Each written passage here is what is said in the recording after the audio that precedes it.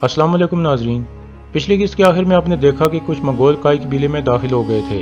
इस किस्त के आगाज में वो मरकजी खेमे के सामने पहुंच जाते हैं। एक सिपाही उन्हें कहता है, तुम अरतुल साहब के खेमे में ऐसे दाखिल नहीं हो सकते।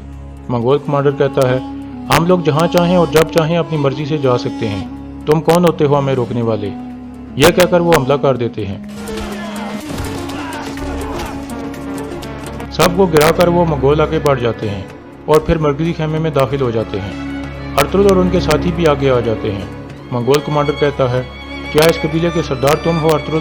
अरतुल कहता है, हाँ मैं हूँ, और तुम कौन हो? मेरे खेमे में तुम इस तरह क्यों दाखिल हुए? मंगोल कहता है, पहले हमें अपने दस्तरखान पर बैठकर खाना खाने दो अरतुल। अरतुल कहता है, हम दस्तरखान पर उनको बिठाते हैं जिनको तमीज़ आती हो। मंगोल कहता है, दस्तरखान चाहे कहीं भी हो, हमारा उसमें हिस्सा होता है। तुम मंगोलों के गश्त करने वाले सिपाहियों के कमांडर से बात कर रहे हो। इन ज़मीनों के मालिक अब हम हैं और तुम कुछ भी नहीं हो। ये हमारी मेहरबानी है कि अभी तक तुम जिंदा हो। अगर हम चाहें तो हम तुम्हें जहन्नम में भेज सकते हैं। फिर कमांडर कहता है, लाजमी तुम काफ़ी अमीर हो कि इतना शानदार दस्तरखान सजाया हुआ है, लेकिन हुलागू खान ने टैक्स डबल कर दिए हैं। अब तुम इस तरह की ज़ियाफत नहीं कर सकोगे। हाकिम साहब यहाँ से चले जाओ, मैं अपने सिपाहियों के साथ बैठ कर खाना खाऊंगा और रात को हम तुम्हारे खेमे में सोएंगे। फिर वो मंगोल कमांडर इल्बिल्गे खातून की तरफ देखकर कहता है, यह खूबसूरत औरत हमारी खिदमत करेगी। ये सब बातें सुनकर अरतुल और बाकी लोग बहुत गुस्से में आ चुके थे। इतने में वो मंगोल इल्बिल्गे खातून की तरफ बढ़ने लगता है। इस तरह अरतुल उसका हाथ काट देता है और फिर उसे कहता है, तुम यहाँ बिन बुलाए आए हो और तुम बदतमीजी से पेश आए हो। हमारे कबीले में अगर हमारे किसी भी मेहमान की बेइज्जती करने की जुर्रत की जाए तो उसके साथ ऐसा ही होता है। अब तुम्हारे लिए खाने के लिए यहाँ कुछ भी नहीं है और ना ही तुम्हारे सोने के लिए कोई जगह है। मंगोल कमांडर कहता है, इसकी तुम्हें बारीकी में चुकानी पड़ेगी अरतुल। तुमने मेरा हाथ उतारा है और हम तुम्हारा सर उतारेंगे। अरतुल अपने सिपाहियों को कहता है, इस बदतमीज को इसका हाथ देकर यहाँ से दफा कर दो। यह सुनकर सिपाही उन मंगोलों को बाहर निकालने लगते हैं।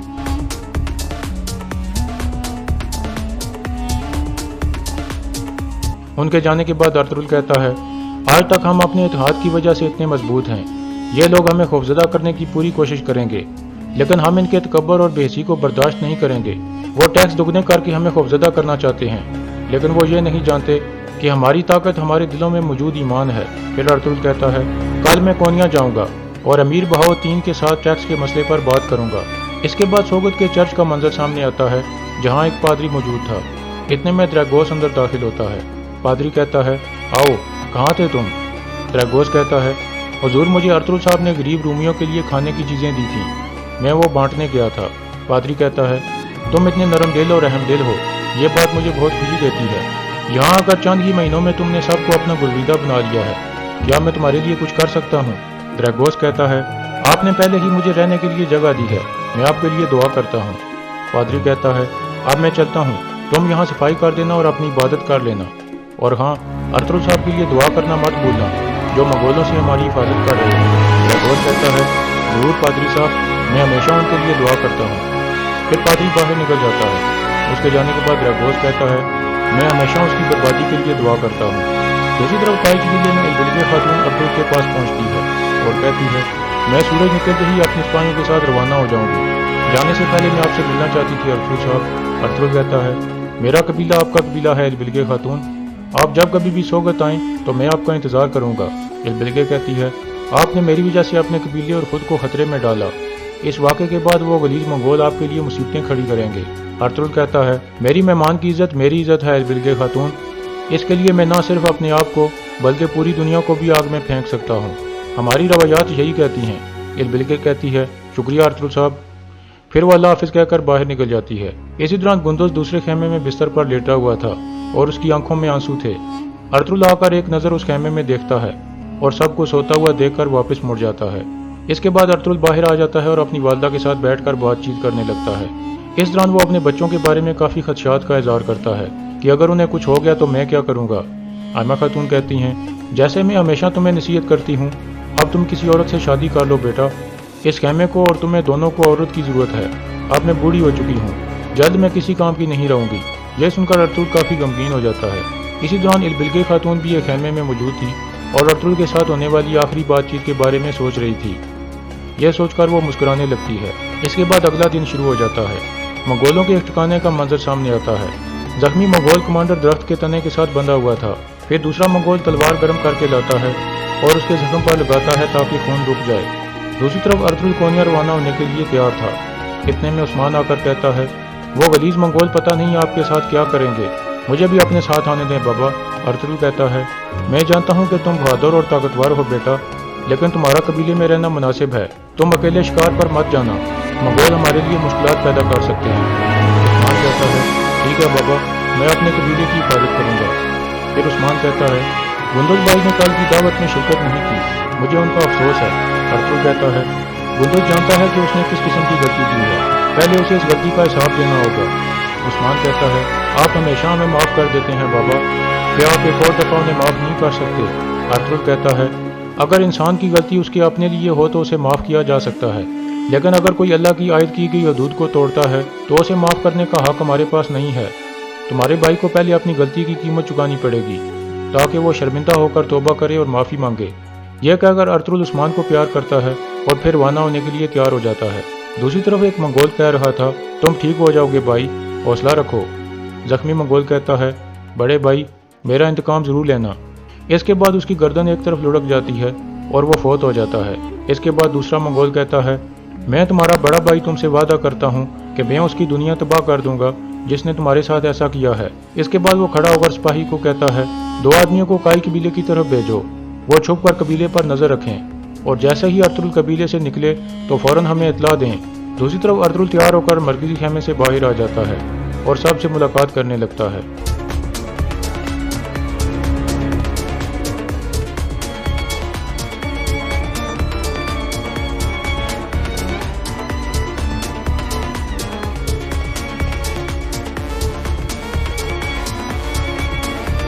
इतने में गुंदुल अर्तुगरुल के सामने आकर कहता है, बाबा, आपके रवाना होने से पहले मैं आपके हाथ को चूम कर आपको राज़ी करना चाहता हूँ।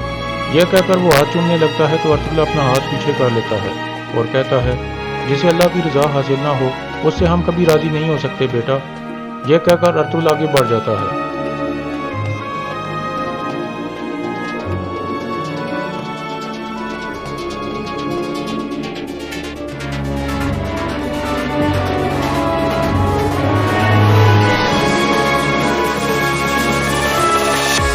इसी दौरान इल्बिल्गे भी रवाना होने के लिए तैयार थी और अपनी सिपाही को कहती है, हमने अर्तुगरुल के बारे में काफ़ी मालूमात इकट्ठी कर ली है, अब हम जा सकते हैं।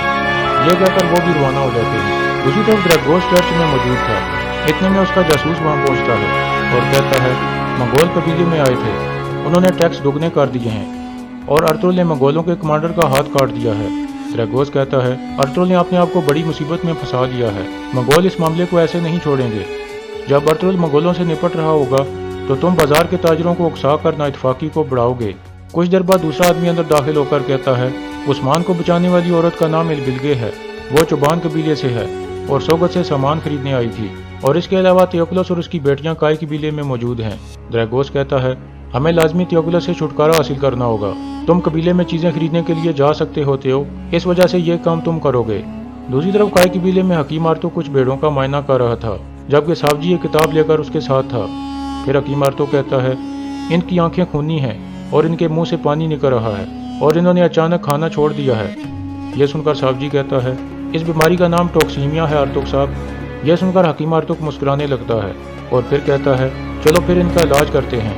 दूसरी तरफ इल्बिल्गे अपने दोस्त भाइयों के साथ जंगल में एक जगह पहुंच जाती है।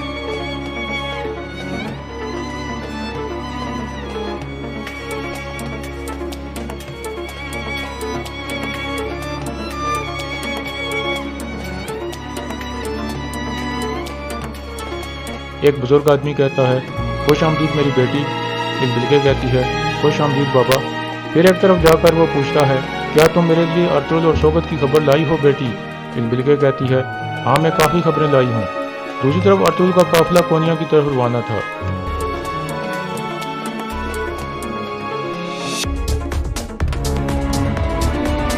दूसरी तरफ बूढ़ा आदमी कहता है, तो सोगत का बाजार हमारी सोच से भी ज़्यादा बड़ा निकला और अर्तुगरुल वो किस तरह का आदमी है? इल्बिल्गे कहती है, वो एक बहादुर आदमी है बाबा। आसपास के कबीले और रूमी लोग उसके वफादार हैं। रूम के लोग अपने शहंशाह की बजाय अर्तुगरुल का हुक्म मानते हैं। अर्तुगरुल ने उनकी वफादारी अपने इंसाफ के जरिए हासिल की है। बूढ़ा आदमी कहता है, तो वो कोनिया जा रहा है, अब चीज़ें और भी आसान हो जाएंगी। जब वो वापस आएगा तो उसे बिल्कुल मुख्तलिफ सोगत मिलेगा। इतने में एक और आदमी वहाँ पहुँचता है। बूढ़ा आदमी उसे पूछता है, क्या सुल्तान ने फरमान जारी कर दिया है? आदमी कहता है, जी हाँ सरदार, ये लें। फरमान लेकर वो मुस्कुराने लगता है। दूसरी तरफ अर्तुगरुल का काफिला रवाना था। इतने में मंगोल हमला कर देते हैं।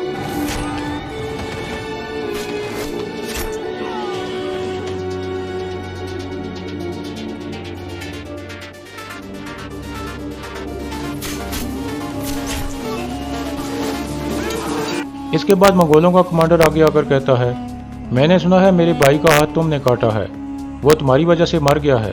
अब देखते हैं कि तुम कितने बहादुर हो। अर्तुगरुल कहता है, मैंने तुम्हारे भाई का हाथ काटा, लेकिन लगता है तुम्हें सबक नहीं मिला। अब मैं तुम्हारा बेअक्ल सर भी काट डालूंगा। फिर मंगोल हमला कर देते हैं।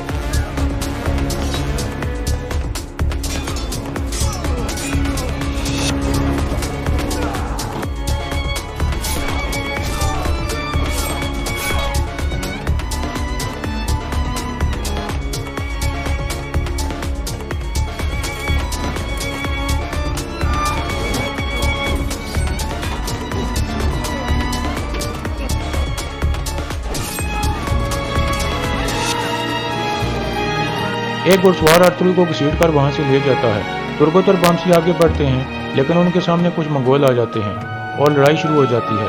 दूसरी तरफ अर्तुगरुल को घसीट कर ले जाया जा रहा था। एक जगह पहुंचकर वो रुक जाते हैं। अर्तुगरुल तलवार से रस्सी काट डालता है और खड़ा हो जाता है, लेकिन इतने में एक मंगोल वार करके अर्तुगरुल को गिरा देता है। आसपास मंगोल खड़े हो जाते हैं।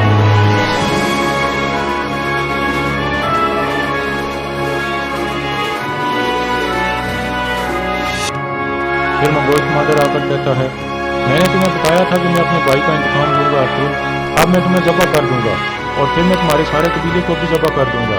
ये कहकर वो अपनी तलवार हवा में बुलंद करने लगता है।